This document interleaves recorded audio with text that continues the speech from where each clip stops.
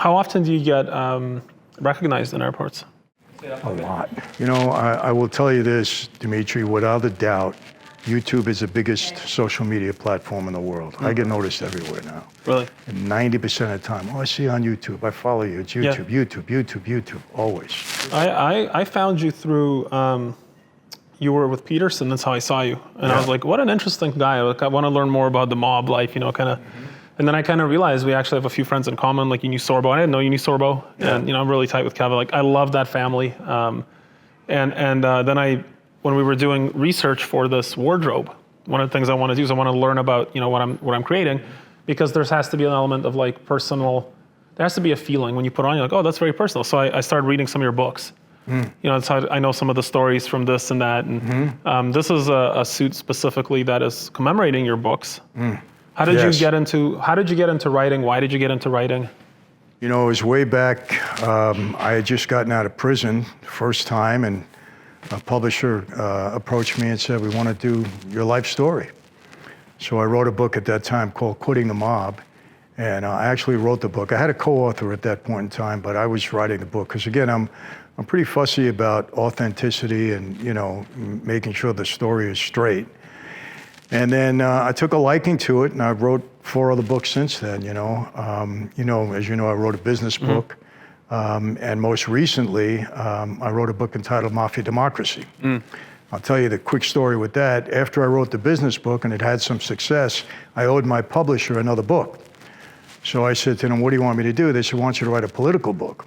And they said, can you do that? And I said, absolutely. He said, what would you think about? And I said, how about Mafia, Democracy? The way our government is running like we did on the street. They loved the title immediately. It just came off the top of my head, Dmitry, right?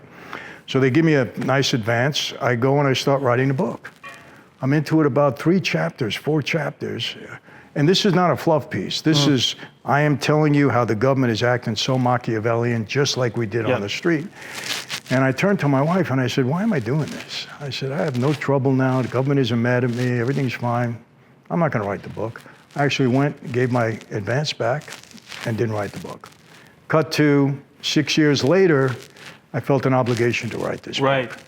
And that's why the book came out now. And, you know, fortunately, the most satisfying thing, the book hit the bestseller list, did very well, is doing very well. But the most satisfying thing about the book, all the comments, Michael, I get it.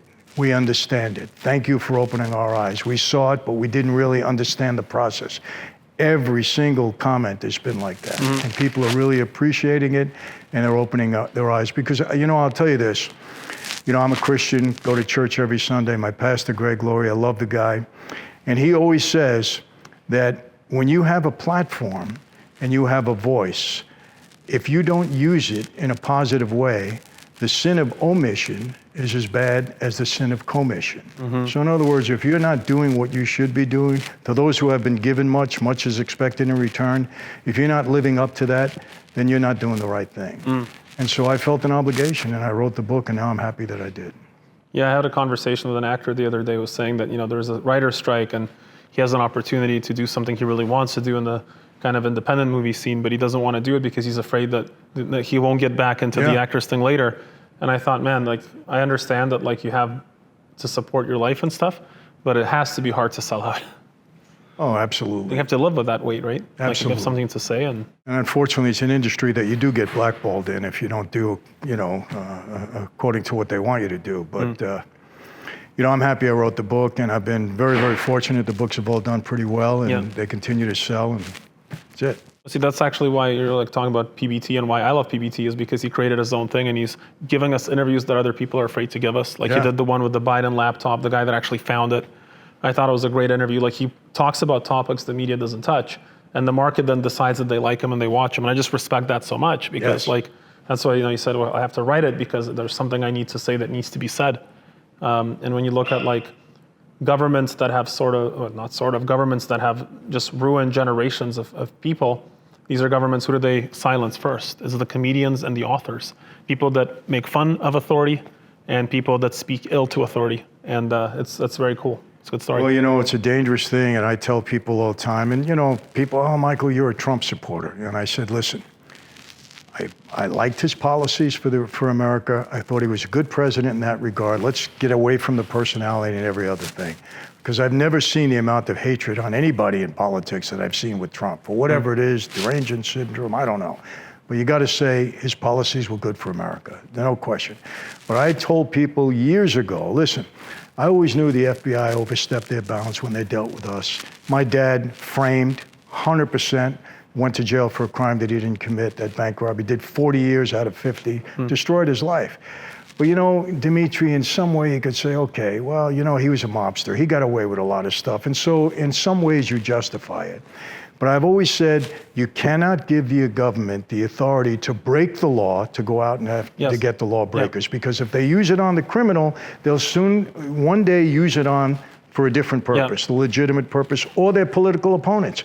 It's exactly what's happening now. And it's so very dangerous. It's so very dangerous. People don't understand it. You know, and you know, you talk about Biden, I can only tell you this, and I'll leave it with that. With the evidence that they've uncovered thus far, Congress, not the Justice Department, they're not investigating him. With the evidence that they've uncovered so far, speaking with experience, having two federal racketeering cases and one state racketeering case, I know the RICO law. I know the RICO law inside out and upside down. I've had to defend it 3 times. I understand it. The information that's been brought forward so far, that is 100% a RICO indictment. I'm not saying it's a conviction. Everybody has their day in court. But it's an absolute RICO indictment. If that were you or me, we would have been indicted a long time ago, just based upon what they've uncovered so far. But, you know, this is government. You know, when it's not equal justice under the law, we are all in trouble. And that's what's happening here in America. Yeah, you know, they say first they came for the commies, but I wasn't one, so I let it go. Then they came for the Jews, but I wasn't one, but I let it go. And then they came for me. And by that time, there was nobody left to defend me. Exactly. And so there's a very important lesson in that, you know, for me, and this is maybe charged conversation, but this is where I had a problem with the COVID policy of forced mandates. And you know, for me, people are like, yeah, but don't you care? I'm like, yes, I do. But I think that it's more dangerous that the government has control over the autonomy of your personal medical choice over your body 100%. Than it is of any other danger, virus or not. That's how, you know, I felt so strongly about that. And I was traveling, I got my whatever. But people are like, you're vaccinated. Why do you care? Why are you so vocal about it? I said, because it's dangerous to give us a third party autonomy over my body. And by the way, it's like I can't think of anything more mob-like or terrorist-like for somebody to say that if I don't follow their medical intervention, they can lock me out of work, they can lock me out of life, they can lock me out of buying groceries, they can destroy my family and my livelihood. And so I have a guy in my company, he's one of our best salespeople up in Toronto. And he's become very, very vocal about this topic. And I asked him, why are you so vocal? I know the answer, but I want to hear from you. And his answer actually shocked me. He goes, because the government did everything they could to try to destroy my life and paint me as a bad person because I had questions they didn't want to answer. Exactly. And I'm like, man, and like, you want to talk about the mob, that's some mob shit. 100%. Listen, I'm going to tell you this. The government is more mob-like than the mobsters on the street. We weren't as dangerous as they are because we had power, but we didn't have the power that they have. You know, they make the laws, remember that, and they allegedly enforce the laws, and they do it when you give them the authority or the power to enforce it the way they like to instead of the way it's written, we got trouble. And we're seeing it in America. I can't speak for the rest of the world, but we're seeing it in America now. And my job with writing Mafia Democracy was just to open people's eyes, you know, and say, this is what it is. Look at it and watch it. It's dangerous. And I can't even begin to tell you how many people have come forward that have had horrible experiences so far with government stuff. And all we can do is hope it gets better. Yeah, for me as an international person, like I live in Estonia, but I grew up, like I was born in Ukraine, raised there, grew up mostly in Canada. And then 8 years ago, we left Canada. I didn't like how things were going. There were some things, you know, we started having kids, we have 4 children. There were some things going into the schools that I just said, look, that's fine, but it shouldn't be in my kids' first and second grade classroom. I just think it's dangerous because growing up in the first and second grade in the Soviet Union, when you put the state above the parent, and that's what all corrupt governments do, is they say the state has jurisdiction over the parent. And so as a parent, if you don't agree with what's taught in school, then you're the bad person. And exactly. I don't like that. And there was something, so as an international citizen, I moved to Estonia. I noticed something. So in Canada, I was paying a tax rate of like just over 50%. It was 40-something% my marginal tax rate in taxes, plus the sales tax, and also obviously my corporate, and then I had my dividends, whatever, and then I had just the what do you call it, homeowners, whatever tax, everything. the property tax, everything. And then they said, well, but it's safe and it's a good medical system. I said, okay, fair enough. I moved to Estonia, 20% flat tax, no income tax on corporate. Roads are amazing. Drugs are subsidized. Like if you're getting medicine, that's prescribed medicine. The wait times to see a doctor, I was waiting 2 years to get a doctor in Calgary because there was no room. And then in Estonia, like the same day I had a doctor. Like everything worked better. I tried to renew my Canadian passport, took a year because it was so slow and there was so much bureaucracy. And I'm like, why is it that in Canada we pay 250% more taxes and everything sucks in terms of services, but in Estonia, so when they sell you that high taxes make for a better society, it's not true. It's just somebody's stealing, somebody's just skimming off the top all the time. Absolutely. Like you get this government that grows and it becomes this like sort of a cloud and a shroud of you don't know where your money's going. Listen, our people here, our founding fathers believed in limited government, small government, and our government here is a behemoth now. It's a behemoth. And there isn't a business in the world that can exist, okay, constantly in debt and just keep creating debt. We have a $33 trillion debt in this country. We can't even understand what that means. $33 trillion, what does it mean? I mean, you can go here to the moon, you can stack up things, I don't know how many times, right? Yeah. We can never overcome that debt. It's impossible, we can never overcome. Something bad is going to happen here. We are on that road, on that trajectory. Something is going to happen. And all they do is just keep raising the debt limit and borrowing more money. And causing inflation, which is just stealing money from people, yeah. Yeah, so what's going to happen? How are we going to have this inflation adjustment eventually? They're going to raise interest rates through the sky? Are we going to end up in another recession? I think we're in a recession now, but let's say a real recession. Something's going to happen. Another war, basically. Another war? Well, you know what? A lot of people would like that, Yeah. But listen, you don't want to get me started on politics because we'll be here for the rest of the night. But I enjoy it because like you've lived life. And what's interesting to me, actually, Andrew Tate said something I thought was pretty smart. He says a lot of stuff is pretty smart. Yes, actually. He's a smart guy, very smart guy. He goes, he lives in Romania where I think it's a 10% corporate tax rate. He's like, I pay 10, I think it's about 10%, 10%. I pay 10% like Bulgaria, taxes. 10% flat. Yeah, actually, I spent a lot of time in Bulgaria. Have you been to Bulgaria? I love Bulgaria. I'm super connected there. And we have an office in Sofia. Oh, yeah, Sofia, our biggest office before the pandemic was in Plovdiv. Okay. But I go to Bulgaria all the time. I love it there. I have a partner there, actually, Really? Yeah. In the business, movie business. Oh, he would know us. Yeah. Like everybody in Bulgaria that buys nice suits buys them from us. We're very proud of our Balkan presence. Right. And I try to get my wife to move to Bulgaria forever. But anyways, so Tate said, look, I pay like my 10% tax, and if I get pulled over by a cop and he wants to write me a ticket, I give him $10 and he goes away. He goes, yes, it's a little bit of corruption, but at least I know who's taking my money. Yeah. He goes, in the States, I'm paying half my income away, and I don't know who the heck gets it. Which I thought was a very smart way to look at that problem, right? Absolutely. Yeah. That's not even corruption. That's a courtesy. That's funny. Yes. That's actually Bulgaria. That's why I love the Balkans, because the Balkans are like my favorite. Like if you want to conflate like a perfect combination, like if you want to combine like just the right amount of government with just the right amount of corruption, and everybody there knows about it, what you basically get is like a small flat tax rate, and everybody knows that there's another system that's in place, and everybody accepts it. And it doesn't bother you and you don't bother it. And you have the freedom to build and freedom of enterprise. So I'm a huge fan of Bulgaria, Hungary. I love Hungary. We're in Hungary. Those Balkan states, man, Romania, they have the perfect combination. And unfortunately, it's probably not going to last forever, but still. Well, I'm a supporter of Andrew Tate, and we've been in contact. Okay. And next time I go over, we're going to try to sit down in Romania. Cool. Very interesting conversation it'll be. Looking forward to that interview. He's a very smart guy, very smart guy. And, a lot of the things that he says are taken out of context, but in his whole ideology, to a great degree, I agree with it. Well, he's just about make yourself better. Yeah. And when did that become offensive? When did it become offensive to make yourself better? Well, in the United States, it has become offensive, It's...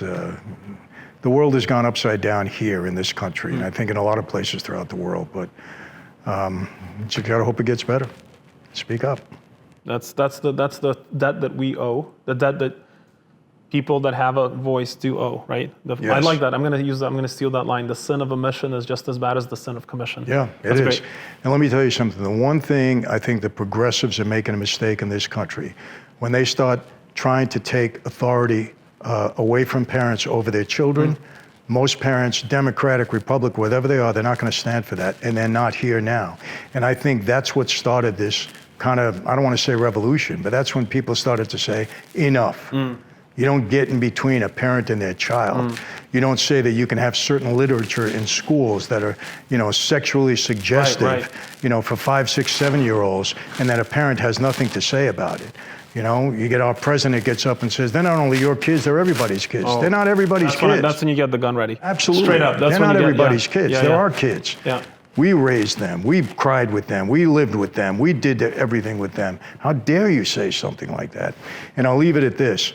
One of the things that really turned me against this guy that we have in office, gender-affirming surgery. Oh, it's gender insane. affirming. It's literally, it's a crime. It's butchery. It's evil. It's mutilation. It's evil. It's evil. Yeah. It's demonic. And we have a person in office that made this statement, and you can look it up. He made it. Yeah. He said, the banning of gender-affirming surgery is both outrageous and immoral. And for minors, He's evil. that's evil. I have 4 kids, right? Like young kids. And this hits me very hard. Like I'm actually writing a book about interesting statistics. I have a fascination with statistics. So I like interest, and it's called The Book of Shame. I was trying to find a title for it. And I decided to call it The Book of Shame because as I'm researching statistics, I'm realizing how much of society is structured around virtue signaling versus then real outcomes. And man, if you ever want to get depressed, read the John Money experiment in Canada. It's a very famous case. You might have already heard about it. I have heard about it.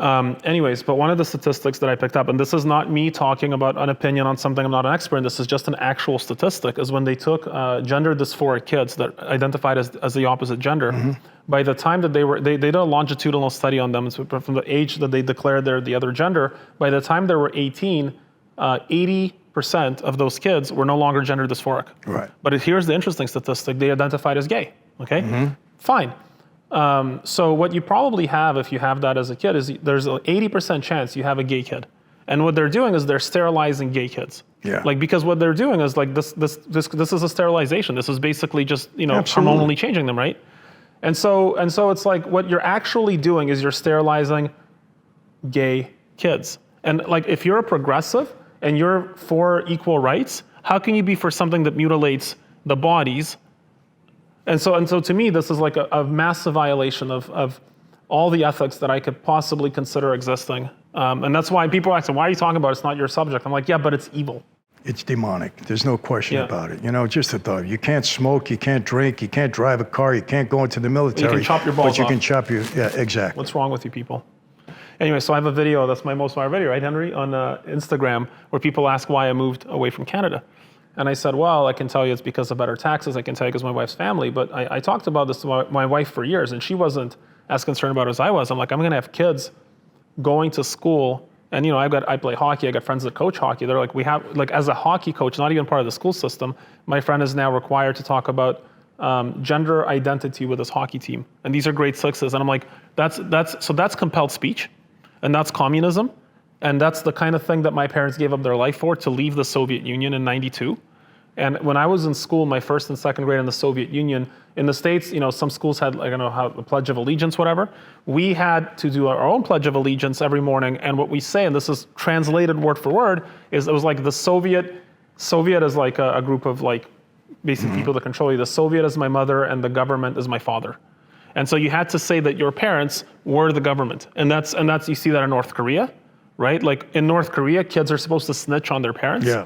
And then when we had COVID, we had, if your neighbors have their elderly mother over, make sure to call us and be a hero. They actually have posters in Vancouver, be a COVID hero, or snitch on your neighbors. Exactly. And that's where we kind of start to see that you're losing grip on reality, Well, let me tell you, but I think that's a big mistake that they're making here, because parents are rising up. When you try to interfere in parents' rights over their children, problem. And the hypocrisy? The same ones that are promoting that will put their kids in a school where that's not allowed. 100%. That's the hypocrisy. Oh, of course, 100%. Yeah, you see that. And now I heard in New York they're trying to get rid of homeschooling. Yeah. Good luck, man. And homeschooling has never been bigger because parents are, I'm not putting listen, I'd be in jail, no question. Anybody tried to, implement any kind of program like that on any one of my children, fortunately they're all grown up. Yeah. It would have not ended well. No, I 100% agree. Like there's a line, I told my wife the same thing. I'm like, if the school comes to me and says, hey, they don't like my philosophies and they're gonna put their policies as precedents over raising my kids, I said to my wife, I'm like, this is one of those things that's worth the sacrifice. Absolutely. And I'm going in there, like, I don't care. Like, and she gets scared. She's like, you can't talk like that. I'm like, no, I'm serious. Like, the biggest crime that was committed in North Korea 2 generations ago when Kim Il-sung was taking over North Korea, it wasn't the people that fought for the communists, because that was a small faction of extreme fringe type of people. The biggest problem was all the grandparents and parents that did nothing about it. Yeah. And what they left for their grandkids was a country that is so state controlled that they can't even access the internet because they don't want them seeing anything from outside. And that's a real existential threat. Like, you want to omission and not omission, commission. yeah. Brilliant.